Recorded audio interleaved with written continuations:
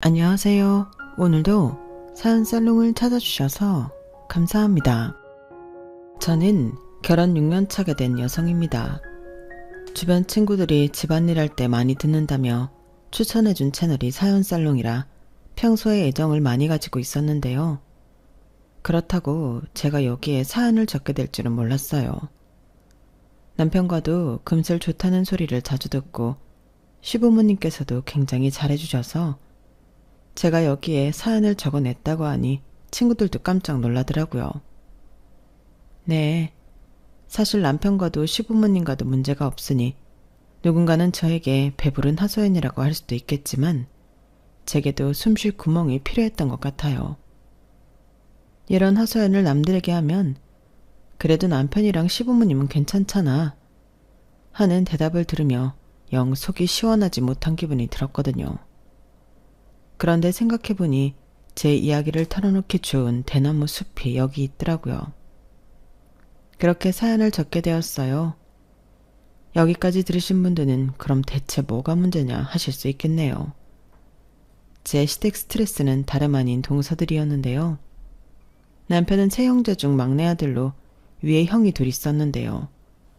안 그래도 위로 형만 둘이면 형들에게 이리저리 치이며 크기 마련인데 남편에게는 특이사항이 더 있었어요. 남편과는 4년간의 연애 끝에 결혼하게 되었는데 만난 지 2년쯤 되었을 때야 조심스럽게 이야기해 주더라고요. 사실 나 입양된 아들이야. 형들은 친자식이고 나 혼자만 입양이 됐어. 당신이 알면 별로 안 좋아할까봐 뒤늦게 이야기하게 됐어. 이제야 이야기해서 미안해. 미안할 게 뭐 있어. 그거 알게 된다고 해서 우리 사이가 달라져?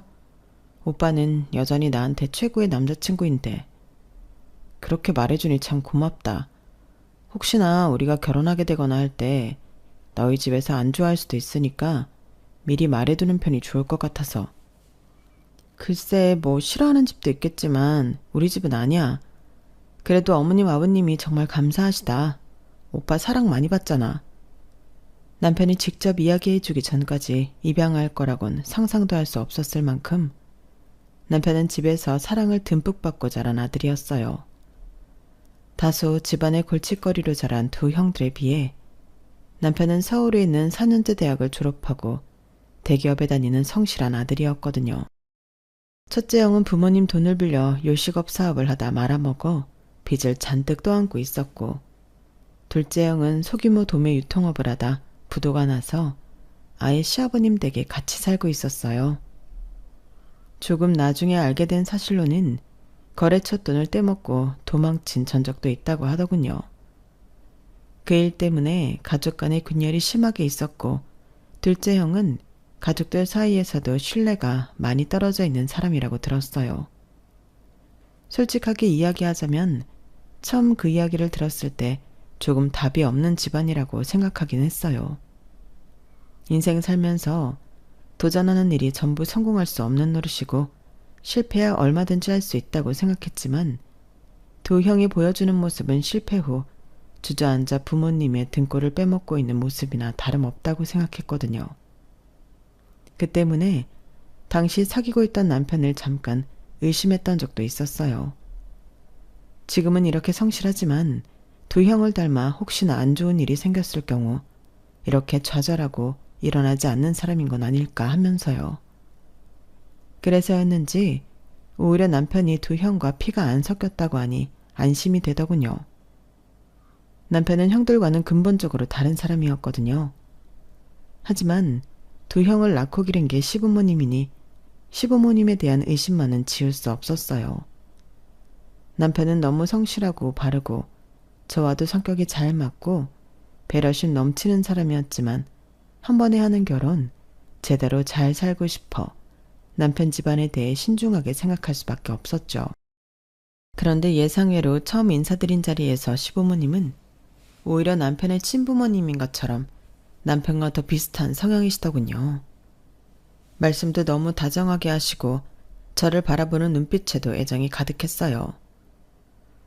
우리 무진이 늘 친자식처럼 키우려고 노력했지만 우리가 채워줄 수 없는 외로움이 있을 거라고 생각해왔단다. 우리가 아무리 노력해도 부족한 부분이 있었을 거야. 그런데 이렇게 버젓하게 자기 가족이 되어줄 여자친구를 데리고 오니 너무 기쁘구나.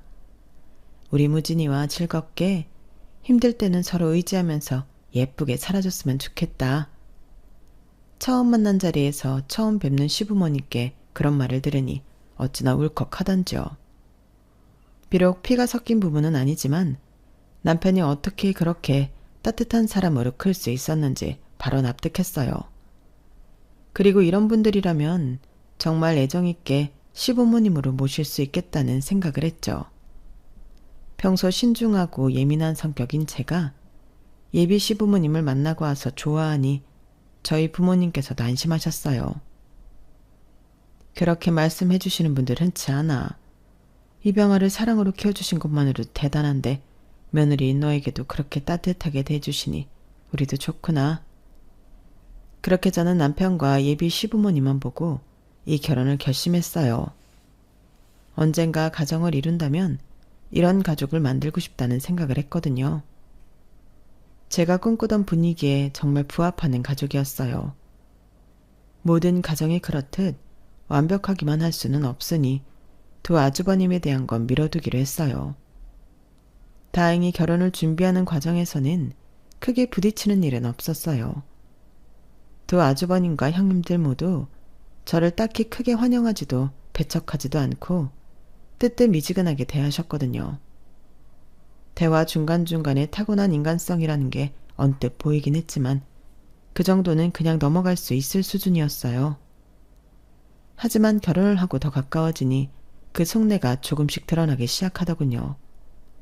평소 아주버님들이 남편에게 틈만 나면 빨대를 꽂으려고 하거나 은근하게 따돌린다는 사실을 알고 있긴 하지만 가까이서 보고 그걸 처음 느낀 건 결혼 후 시어머니 첫 생신을 챙기던 날이었어요.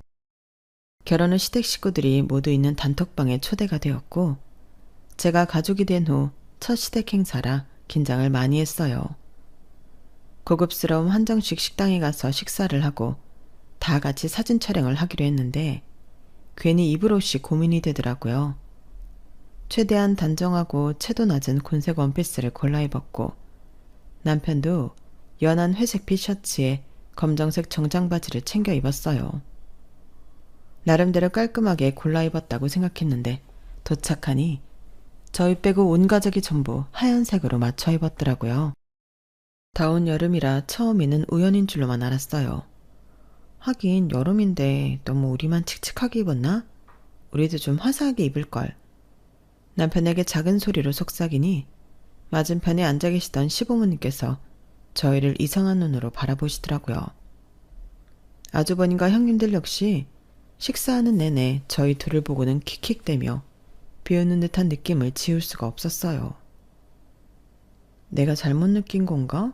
기분 탓인가 싶어 남편 얼굴을 봤지만 남편 역시 영문을 몰라 어리둥절하더군요. 식사가 끝나고 다 같이 사진을 찍기로 했던 것 때문에 잠시 앉아서 기다리고 있는데 갑자기 다들 가방을 챙겨 나가시더라고요. 동서 왜 꾸물거려? 얼른 일어나 늦겠어. 네? 형님, 사진 찍고 가신다고 하지 않으셨어요? 뭐? 동서 지금 장난해? 여기서 사진을 찍자는 거야? 지난번에 밥 먹고 다 같이 사진 한 장 찍으시겠다고. 아니 무슨 이런 데서 찍어 엄마 생신인데. 스튜디오 예약했으니까 얼른 일어나. 시간 맞춰 가야 되니까. 네? 스튜디오요? 동서는 대체 우리 말을 뭘로 듣는 거야? 뭘 처음 듣는 척이야. 다 말해줬잖아. 저는 전달을 못 받았는데요. 그래? 이상하네. 우리 남편이 막내한테 직접 전달하겠다고 했는데? 뭐야? 그럼 그래서 이렇게 입은 거야? 난 또. 첫째 형님과 둘째 형님이 제 옷차림을 위아래를 훑더니 신나게 웃기 시작하더라고요. 그제서야 깨달았어요. 스튜디오를 간다는 말도 가족사진이라 일부러 드레스 코드를 맞춰 입기로 한 것도 저희 부부만 쏙 빼고 자기들끼리만 이야기했다는 사실을요. 아유 미안해. 나는 무슨 어머님 생신인데 왜 이렇게 칙칙하게 입고 왔나. 결혼하고 첫 행사인데 우리 기선제압이라도 하려고 했나 했지. 어머 형님도 그렇게 생각하셨구나. 저는 시댁에 대한 반항? 뭐 이런 건 줄 알았잖아요. 아우, 그런데 이걸 어떻게 해? 오늘은 어머님이 주인공인데 사진 찍으면 두 사람밖에 안 보이겠다? 뭐 어때요? 막내 도련님도 이제 부인이 생겼는데 그 기념으로 화려하게 신고시켰다고 치죠 뭐. 우리야 괜찮지만 어머님 생신 기념으로 찍는 건데 좀 그렇잖아. 우린 분명히 막내 도련님한테 전달했는데 이상하네. 막내 도련님이 우리랑 옷 맞춰 입기 싫으셨나? 동서가 막내 도련님한테 말 좀 잘해줘. 막내 도련님이 우리 집안에서 안 그렇게 생겨서는 제일 이단하거든. 막내 도련님 사람 참 순하고 착해 보이지? 근데 보이는 것만큼 그렇지가 않아. 가족끼리인데도 피가 안 섞여서 가족으로 생각을 안 하는 건지 뭔지 은근히 독하고 냉철하다니까? 동서도 뭐 결혼 생활 하다 보면 알겠지만 말이야. 아우 됐어. 이제 신혼이라 좋아 죽을 부부한테 그런 소린 왜 해? 우리가 맨날 경고해봐야 귀 들리겠어. 부부를 1년은 같이 지내봐야 알지. 저 깍쟁이 같은 막내 도련님이 누구랑 결혼할지 참 궁금했는데. 동서, 결혼 생활 힘들면 언제든 연락해. 동서들끼리 친하게 지내면 좋잖아. 형님들은 나름대로 저와 친해지자는 듯 손 내미는 척 마무리했지만 그날 하루 종일 기분이 정말 안 좋았어요. 그 태도는 누가 봐도 고의적이었거든요. 철없는 어린 중고등학생들도 아니고 성인이 된 지도 한참 지난 어른들이 누군가를 괴롭히려는 목적으로 이런다는 게 믿겨지지 않더군요. 결국 그날 사진은 저와 남편 두 사람만 초대받지 못한 손님들처럼 시커멓게 나왔고 남편은 감정적으로 크게 내색하진 않았지만 쓸쓸해 보였어요. 여보, 미안해. 내가 이야기를 들었는데 잊어버린 것 같아. 괜히 당신까지 민망하게 됐네. 여보, 거짓말하지 말고 똑바로 말해줘. 이야기 전에 들은 거 없지? 당신이 그런 거 잊어버릴 사람이 아닌데. 그리고 그런 게 있으면 단톡방에 말해주는 게 맞지. 누가 봐도 우리 모르라고 일부러 이야기 안 한 거잖아. 원래 분위기가 이래? 나도 알려줘야 대비를 하지. 그래도 형수님들이 당신이랑은 친하게 지내려고 하는 것 같은데 너무 그렇게 나쁘게 생각하지 마. 안 그러면 당신도 너무 우리 집에 올 때마다 스트레스 받을 거 아니야? 내가 예전에 형들이 돈 빌려달라고 해서 몇 번 빌려준 적이 있었는데 한 번씩 빌려주고 나니 그래도 된다고 생각했는지 자꾸 빌리려고 해서 형들한테 한 번 제대로 선 그은 적이 있거든. 빌린 돈 다 갚고 더 빌리라고. 그때부터 형수님들까지 날 대놓고 안 좋아하기 시작하셨어. 뭐? 그런 이유로 사람을 이렇게 대한다는 게 말이 돼? 동생이면 무조건 형들한테 돈 빌려줘야 해? 그건 아니잖아. 나도 그렇게 생각하는데 말이 통해야 말이지. 형이나 형수님들은 급한 불 끄고 싶은데 그나마 이 집에서 안정적으로 돈 벌고 있는 내가 외면하니 괘씸하다고 생각한 것 같아. 뭐 이해가 안 가는 건 아니야. 그래도 내 입장에선 거절 안 하면 영영 안 끝날 것 같았어. 나도 내 미래를 생각해야 하니까. 당연하지. 당신이 그런 것도 거절 못하는 사람이었으면 나 이 결혼하지도 않았을 거야. 그래도 정말 사람들이 질이 나쁘다. 애들끼리 왕따시키는 것도 아니고. 그렇게 기죽어 있을 필요 없어요, 뭐. 이제 당신은 혼자가 아니잖아. 남편은 정말 진심으로 고마워하더군요. 차마 남편에게 말은 못했지만 거의 처음으로 제대로 대화해보는 거나 다름없는 자리에 남편과 저를 이간질하려고 간보는 것부터가 정말 글러먹었다고 느껴졌거든요. 미운 털 제대로 박히는 한이 있어도 제대로 선 그어야겠다 싶었죠. 그동안 남편 혼자 이런 분위기 속에서 얼마나 힘들고 외로웠을지 생각하니 차라리 제가 더 나서서 남편이 혼자 견디던 이 어이없는 분위기를 다 떠맡아버리는 게 낫겠다 싶더라고요. 남편에겐 아무리 미워도 함께 커온 형제지만 저에겐 당장 연 끊어도 상관없는 사람들이었으니까요. 하지만 그렇게 마음을 먹었음에도 시부모님을 볼 때마다 마음이 약해졌어요. 그 일이 있던 다음 날 어머님께서 그 일을 내내 마음에 담아두고 계셨는지 직접 전화하셔서 사과까지 하셨었거든요. 애들 어린 시절에 입양하지 말라고 반대하는 걸 내가 눈에 밟혀서 무진이를 입양했거든. 그런데 무진이가 참 순하고 어릴 때부터 말썽 한 번 안 부리고 공부까지 잘했으니 미워할 구석이 어디 있었겠어? 우리도 아무리 친자식 따로 있다지만 같이 키우는데 무진이 같은 애는 안 예뻐하고는 배길 수가 없다구나. 쟤들 딴에는 네 배로 낳은 자식도 아닌데 자기들보다 더 이뻐하는 걸로 보이니 어릴 때부터 어찌나 질투를 하던지. 거기다 커서도 셋 중에 이렇게 제일 잘 살고 있으니 아직까지도 무진이만 보면 그렇게 셈이 나는 모양이다. 우리 집 식구가 된 지 얼마 되지도 않았는데 벌써 이런 부탁을 하게 되어 정말 미안하지만 그러려니 하고 넘겨주련? 다 내가 자식들을 잘못 키운 탓이다. 아니에요, 어머님.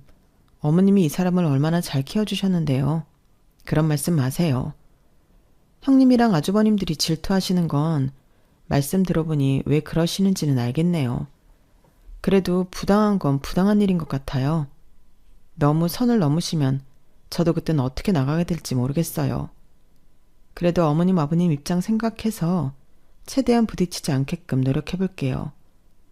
이해해줘서 고맙구나. 그렇게 말해주니 우린 그걸로 충분하다. 그렇게까지 말씀하시니 마음이 안 녹을래야 안 녹을 수 없더라고요. 좀 황당하고 어이없는 사건이긴 했지만 남편과 시부모님을 봐서 최대한 참아보기로 했어요. 그래도 확실히 짚고 넘어가야 할 건 짚고 넘어가야 하는 성격이라 단톡방에는 따로 말해뒀죠. 형님들, 아주버님들, 지난 일은 저희도 조금 당황스러웠어요. 앞으로는 가족끼리 중요하게 전달해야 할 내용은 이제 이 방에 꼭 공유 부탁드려요. 맞추기로 한 옷색을 저희만 안 맞추니 아쉽잖아요. 왜? 그것도 그거 나름대로 신입 느낌 나고 좋던데 뭐. 드레스 코드를 또 맞출 일이 있겠어? 우리도 그냥 안 하던 것만 해본 거지. 어쨌든 구두를 이야기하신 부분은 확인이 안 되니 꼭 이 방에 공지해 주세요. 말이 안 통하는 것 같아 단칼에 잘라 말하니 단톡방이 금세 조용해지더군요. 그때 뭔가 심기가 상했겠거니 싶긴 했지만 같은 일이 발생하지 않게 하려면 어쩔 수 없었어요. 그래도 다 같은 어른인데 이 정도 단호하게 이야기하면 알아듣겠지 싶었죠. 그런데 동서들의 황당한 행동은 종류도 다양하더군요. 결혼 초반이라 저희 부부 빼고 다들 아이가 있었어요. 조카들이 아직 다 어린 나이라 부모가 미운 거랑은 별개로 아이들은 참 귀엽더라고요. 저도 아이들을 참 좋아하는 성격이고 저희 집안에서는 제가 맞으라 아직 조카가 없어서 처음 생긴 시조카들이 너무 예뻤어요. 그래서 만날 때마다 작은 장난감이라도 시조카들 선물까지 하나씩 챙기곤 했었죠. 조카들이 저를 잘 따르기도 했고 부담스럽지 않은 선에서 챙겨주는 선물에 행복해하는 모습을 보면 저까지 행복해지더라고요. 아이들이 좋아하는 모습을 보면 아주버님과 형님들도 못된 심보가 좀 누그러지는 건지 심술을 덜 부리는 기분이 들기도 했고요. 그렇게 겸사겸사 좋은 마음으로 했던 일이 걷잡을 수 없는 화로 돌아올 줄은 몰랐어요. 연휴가 유난히 길었던 명절이라 남편과 1박 2일로 지방에 여행을 갔다가 시댁으로 향하려던 길이었어요. 여보, 우리 앞에 차 좀 이상하지 않아?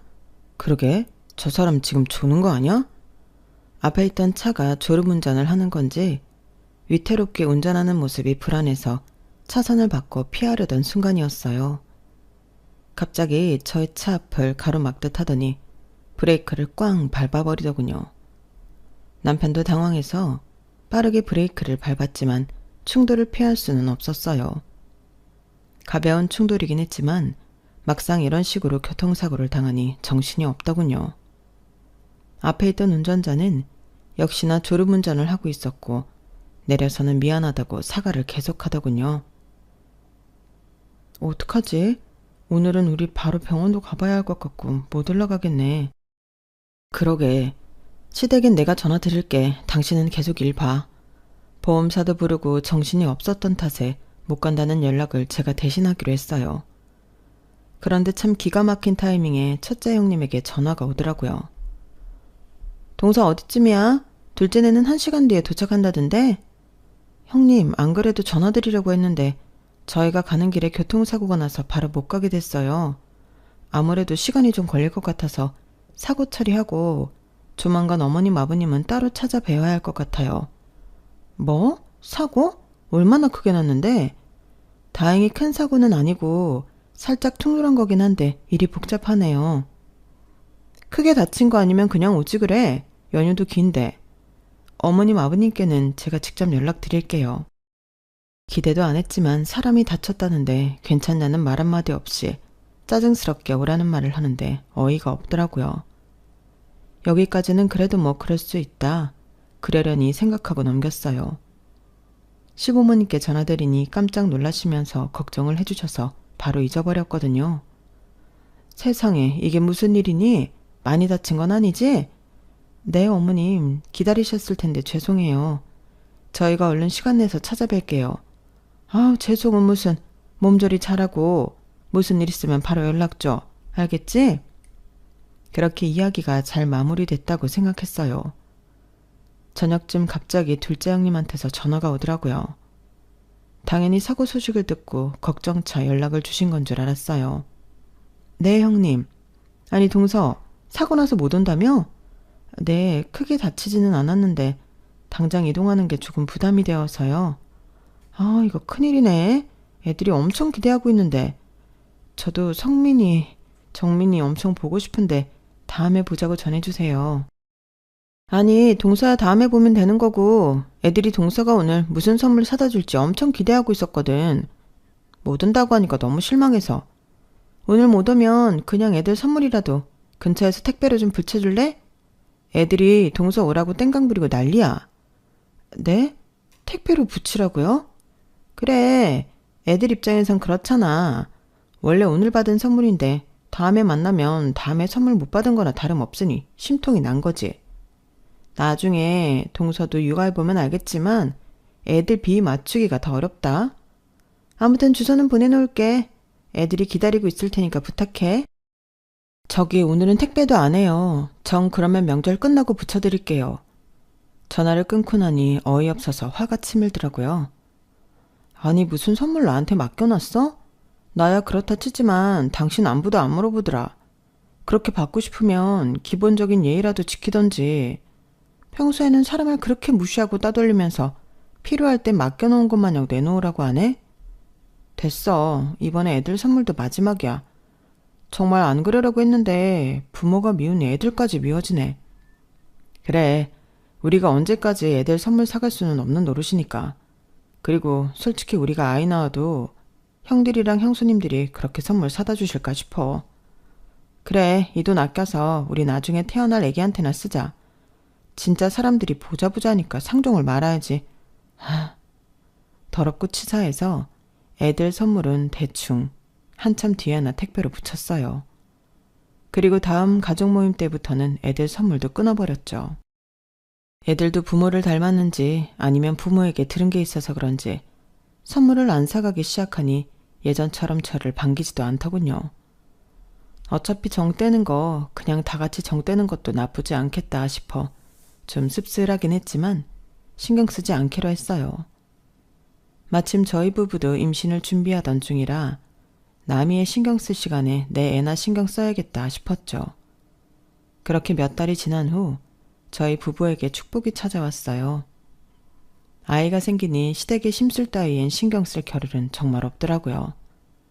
하지만 막상 애를 낳고 나니 애를 보러 온다는 핑계로 자주 부딪히게 되더군요. 그래도 다들 애 가진 부모들이니 애는 이뻐하고 궁금해하나 보다 싶었는데 아니나 다를까 와서는 속을 긁는 소리만 해대더군요. 아니 딱히 동서를 닮은 것 같지도 않고 그렇다고 서방님 닮은 것 같지도 않고 애매하게 생겼네. 우리 식구 느낌이 안 나. 확실히 입양해온 놈 자식이라 그런가 티가 팍팍 나네. 우리 집엔 이렇게 쌍꺼풀 진한 유전자가 안 나오는데 얘만 너무 남의 집안 식구 같다. 그러니까 형네 애들이랑 우리 애들은 다른 것 같아도 묘하게 닮은 구석이 있는데 얘만 너무 딴판이네. 애기 때부터 그렇게 자기 주장 강하게 생긴 애는 우리 집에 없었는데 애가 좀 세 보인다. 아주버님들까지 나서서 제 아들을 평가하니 기가 막히더군요. 아직 갓난아이인 애한테도 저런 소리를 안 가리고 하는 걸 보니 애 크면 조카들 시켜서 대놓고 왕따는 시키지 않을지 걱정이 되고도 남았어요. 여보, 아주버님들 계속 저러면 나 시댁에 안 데리고 갈 거야. 애한테 어릴 때부터 이런 소외감 느끼게 할 순 없어. 미안해 여보. 당신이랑 우리 아들 생각하면 내가 집이랑 연을 끊어버리는 게 맞는데 부모님 생각하면 그러기가 힘드네. 부모님 아니었으면 나 지금 이렇게 당신이랑 결혼해서 행복하게 살고 있지도 못했을 테니까. 그 마음은 이해해. 어머님 아버님은 너무 좋으신 분들이니까 당연히 연을 끊기는 힘들지. 적어도 어머님 아버님 살아계실 때만큼은 나도 연 끊으란 소리는 안 할 거야. 근데 당신이 이렇게 결혼해서 어엿한 한 집안의 가장인데도 선 넘는 행동들을 계속한다면 그건 절대 못 참아. 고마워 여보. 그리고 미안해. 괜히 이렇게 태어나서 당신까지 힘들게 만들고. 당신이 선택한 것도 아닌데 미안해할 거 없어. 그리고 난 이런 과정들을 거쳐서 만들어진 지금 당신이 좋은 거야. 여보, 나 정말 당신이랑 결혼하길 잘한 것 같아. 내가 앞으로 더 잘할게. 안 그래도 싫었던 시댁 식구들이 아이가 생기니 그렇게 더 싫을 수가 없더군요. 남편 역시 저랑 생각이 같았어요. 적어도 우리 아이만은 친척들 사이에서 소외감 느끼거나 무시당하지 않게 하고 싶었죠. 어린 나이에 그런 감정을 느끼게 하는 것 자체가 싫었거든요. 그래서 최대한 만나는 시간을 줄이고 연휴에는 일부러 일자를 피해서 방문하는 등 온갖 노력을 다했지만 역시나 한계가 있더군요. 우리가 점심시간이 안 맞아서 못 모이는 것 같으니까 갯돈을 제대로 모아볼까 해. 네? 갯돈이요? 그래야 불참하는 사람이 없지. 매월 20만 원씩 걷어서 가족 모일 때마다 쓰고 어머님 아버님 생신 때 가끔 가족여행도 가고 하면 좋을 것 같아서. 그래, 그게 좋은 생각 같다. 일부러 빠지는 사람도 없게끔. 그 말이 꼭 저희 부부를 저격하는 것 같더라고요. 다른 형제들이 군말 없이 하겠다고 하니 저희도 별 수 없이 갯돈은 합류할 수밖에 없었어요. 보기 싫어도 어거지로 계속 만나야 한다는 건 안 좋은 점이었지만 그래도 갯돈을 모아서 좋은 점은 있더군요. 갑자기 큰돈 나갈 일 없이 늘 내던 돈으로 가족 행사를 해결했으면 됐으니까요. 시부모님도 내색은 안 하시려고 했지만 가족이 한자리에 모여있는 걸 더 좋아하시는 것 같았고요. 그래서 그냥 좋게 생각하자 싶었어요. 아들이 아직 어리니 어차피 모여도 아이 핑계 대면서 일찍 자리를 파할 수 있어서 모이는 게 아직까지 그렇게 큰 부담은 안 되더라고요. 나중에 아이가 크면 크는 대로 학업이나 이런저런 핑계를 대서 빠지면 되겠다고 미리 생각만 해뒀어요. 그리고 나서는 한동안 평화로웠어요. 갯돈을 모으고 난 후부터는 첫째 형님이나 둘째 형님이 딱히 저희 부부를 견제하거나 따돌리는 발언을 잘 안 하시더라고요. 요즘 아주버님이나 형님들이나 우리한테 괜한 트집을 안 잡으시네? 웬일이시지? 그러게, 형들도 나이 먹으니 변한 건가? 갯돈 모으니까 이제야 좀 가족 같다는 생각이 드나? 이렇게 평화롭게도 지낼 수 있는 걸 도대체 왜 그렇게 심술 부리신 거야? 진짜 알다가도 모르겠다니까. 다행이지 뭐. 요즘만 같아서는 정말 가족처럼 잘 지낼 수 있을 것 같아. 아무튼 꼭 돈이 엮여야만 가족 같다고 생각하는 것 같아서 얄미워 죽겠어. 그래도 요즘은 싫은 소리 덜 듣다 보니 시댁도 다닐만 하다는 생각은 드네. 그때까지만 해도 전혀 상상도 못했어요. 폭풍이 오기 전 바다가 가장 고요하다는 말이 괜히 있는 말이 아닌데 그 말을 왜 잊고 있었는지 모르겠네요. 개모임을 시작한 지 1년이 넘고 나서야 그 진실을 알게 되었어요. 갯돈 계좌를 큰 아주버님께서 관리하시는데 남편이 우연히 형제들끼리 갯돈 관련 정산 이야기를 하다가 계좌 내역을 보게 된 모양이었어요. 형, 우리 갯돈 한 집에 20만 원씩 하는 거 아니었어? 근데 금액이 왜 이래? 어? 아, 그게 야, 우리 집은 와이프 혼자 벌고 둘째는 둘 다 벌어도 안정적인 직장이 아닌데 니네 집은 너도 잘 벌고 재수씨도 벌이가 괜찮잖아. 잘 버는 집에서 좀 더 내는 게 맞지? 안 그러냐? 그치. 원래 세금도 부자가 더 내잖아. 형편에 맞게 내야 계모임이 오래 유지되지. 안 그래? 아니, 이게 다 무슨 소리예요? 우리 집만 20만 원씩 내고 있었다고요? 아주버님들은요? 누가 들어도 기가 막혀 눈이 뒤집힐 소식에 아주버님들은 추궁하자 영 안 내킨다는 얼굴로 내역을 보여주시더군요. 저희 집을 제외한 두 집에서는 10만 원씩만 계를 하고 있었어요. 저희 집만 2배를 더 내고 있었던 거죠. 그쯤 되니 진짜 어이가 없어서 웃음도 안 나왔어요. 어쩐지 요즘 조용하시다 싶더라니. 갯돈을 우리한테 더 받고 있으니 찔려서 아무 말씀도 못 하신 거였구나. 이제 좀 마음 좋게 먹고 저희를 가족으로 받아주신 건가 했는데 이것도 제 착각이었네요. 하긴 두 집에서 합쳐서 낼 걸 우리 집에서 내고 있었으니 괜히 밉보였다가 좋을 거 없었겠네요. 그래도 이건 많이 선 넘으신 거 아니에요? 사람을 무슨 ATM 기계로 보는 것도 아니고 사전 양해를 구하지도 않고 2배를 더 떼가는 게 어딨냐고요. 아니 재수씨, 무슨 말을 그렇게 섭섭하게 해? 그럼 그동안 이 피도 안 섞인 놈을 우리 집에서 키워준 값은 얘 안 데려왔으면 우리한테 더 투자했을 돈도 얘한테 가고 부모님 돌아가시면 재산도 얘랑 나눠야 돼. 근데 그까짓 갯돈 좀 10만 원 더 받았다고 그렇게까지 나를 세워야겠어? 그럼 사전에 의논이라도 하셨어야죠. 말도 없이 어떤 집에만 더 받는 건 날강도 심보죠. 뭐? 지금 날강도? 진짜 말 다 했어? 본인들 잘못은 생각도 않고 얼굴이 불그락 푸르락해지는 걸 보니 정말 말이 안 통한다는 생각만 들더군요. 그래서 다음부터는 그냥 알아서 절반만 냈어요. 왜 그 정도만 내냐고 뭐라 할 줄 알았더니 의외로 별말 없더군요. 최소한의 양심은 있나 보다 싶었죠. 하지만 얼마 못 가 결국엔 일이 터지고야 말았어요. 그 일이 있고 나서 시댁 식구들과 모든 소통은 남편을 통해서 하게 됐어요. 명절인데도 잠깐 일을 보고 갈 일이 생겨 퇴근 후에 남편과 함께 시댁에 들리기로 했어요. 그런데 시댁에 도착해서 아무리 배를 눌러도 대답이 없더군요. 뭐지? 안 계시나? 전화 한번 해보자. 어머님 아버님께 전화를 드려도 전화기가 꺼져 있거나 받지 않으시더라고요. 그래서 하는 수 없이 남편은 아주버님들께 저는 형님들께 연락을 했어요. 연결이 먼저 된 건 저였어요. 형님들 어디 계세요? 저희 집 앞인데 아무도 안 계셨어요. 어머, 우리가 말 안 했나? 우린 공항이에요. 네? 공항이요? 어머님 아버님 모시고 이제 한국인데 마침 딱 전화가 왔네. 생각보다 너무 일찍 도착했다. 어디 갔다 오시는데요? 여행 다녀오신 거예요? 그런 말은 전해 들은 적이 없는데.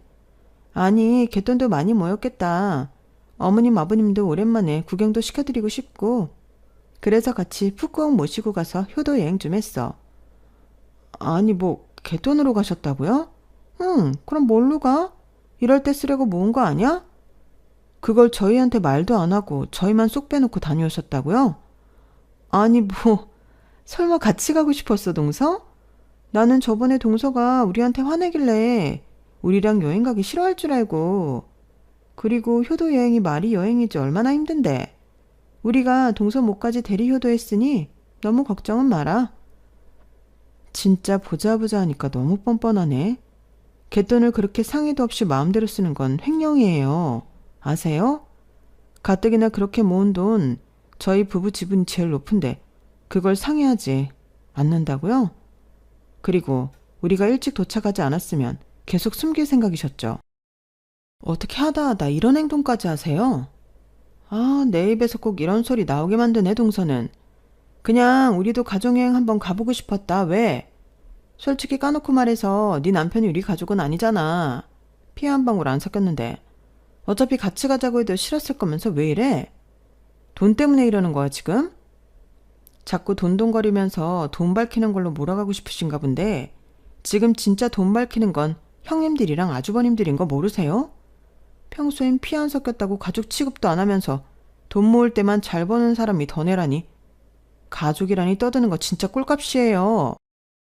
야, 이 집에서 네 남편 다 키우고 인간 만드는데 얼마가 들었는데 겨우 그것 좀 썼다고 난리야. 그 돈 우리만 쓰고 놀았니? 다 어머님 아버님한테도 들어간 거야. 네, 어머님, 아버님한테 들어간 건 하나도 아깝지 않은데요. 형님들, 아주버님들 배불렀다고 생각하니 짜증이 나서요.